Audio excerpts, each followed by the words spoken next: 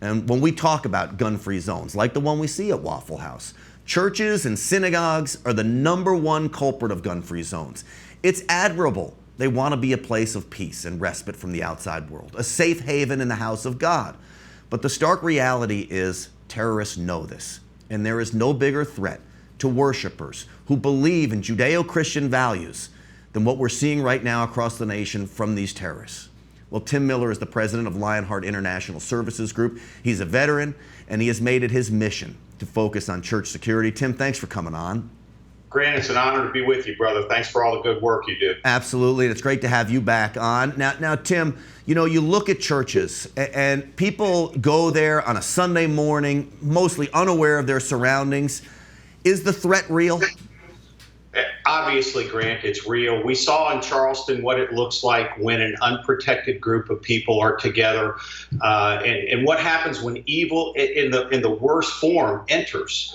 And churches are a huge soft target right now. Now, I'm not advocating a bunch of fear mongering. I'm not advocating that pastors certainly treat churches as an armed camp. But I am advocating, as with your Waffle House story just a little bit earlier, it is important that Americans assume responsibility for their security. And when I talk to pastors across the country, I just remind them that they're shepherds. They're responsible for safeguarding the flock. And that includes their physical safety, because if you put a group of folks together and there's no means to protect them, it's just not wise, especially given the agenda that ISIS has talked about and communicated very, very widely. Yeah, it's clear that ISIS hates anyone, even other Muslims that don't believe in their extreme view of Islam, which means when you talk about Christianity, when you talk about Judaism, any of these religions would be a target for ISIS and would be nothing for them to go in here. And they talk about this whole lone wolf scenario. I actually think it's a bogus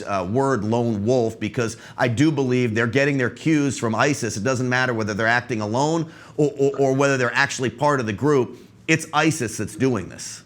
That's exactly right. And for us to be naive and not think that every time these guys rattle their swords, which they do, hey, let's face it, ISIS has one of the best communication advertising campaigns out there.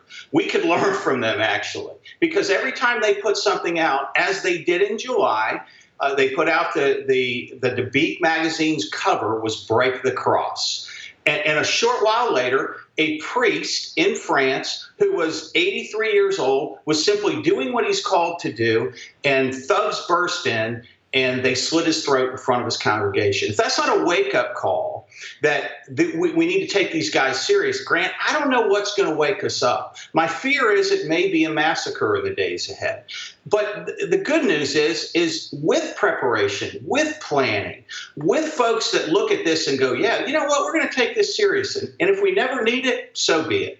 But if we do, wow, are we going to be glad on game day that we were ready? Yeah, and it's going to be up to the churches to prepare for something like this. And you said it. Nobody wants a church or a synagogue to be an armed encampment. But if you allow concealed handgun license holders to come in and worship there, there's no problem with that. And I would often say, and I don't know if you recommend this, but what's wrong with having an off-duty police officer in uniform at the back door? Yeah, I absolutely recommend that. The problem is that we're seeing a trend with ISIS guys, as we saw in the latest attack, where they intentionally kill the uniformed officers that are posted out front. So what that translates to is that, A, for our heroes in uniform, it may be time to look at the tactic of having them work in plainclothes off duty for some of these events. But more importantly, that's not it, that we don't just hire a police officer and say, hey, we're good now. We train the congregation. We prepare the leadership. We simply do, because all that training can be applied to a tornado or any emergency. But I think we've been very blessed in this country where churches have been kind of safety zones. But as you pointed out in your earlier piece, I'm not sure there are safety zones anymore. And I think the wise leader in any organization, we train organizations as well outside of the church community. any organization today is wise to have an emergency plan.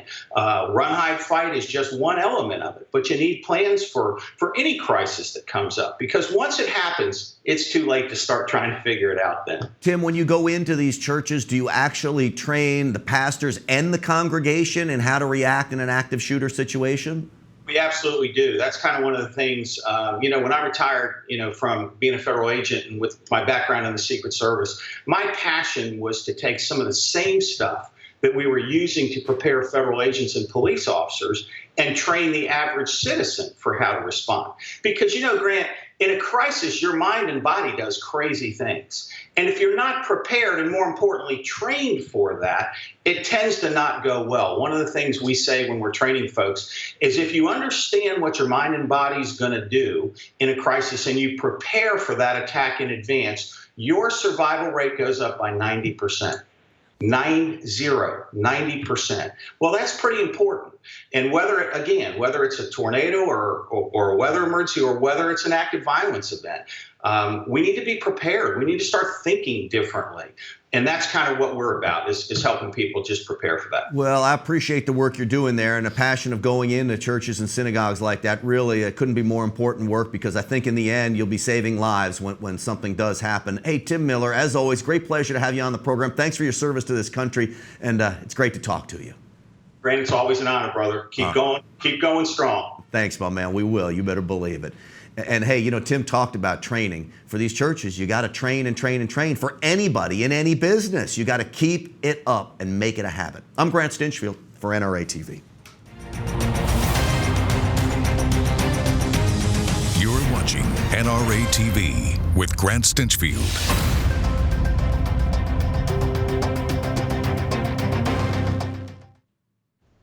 Hey, Tim, that was awesome. Thank you, brother.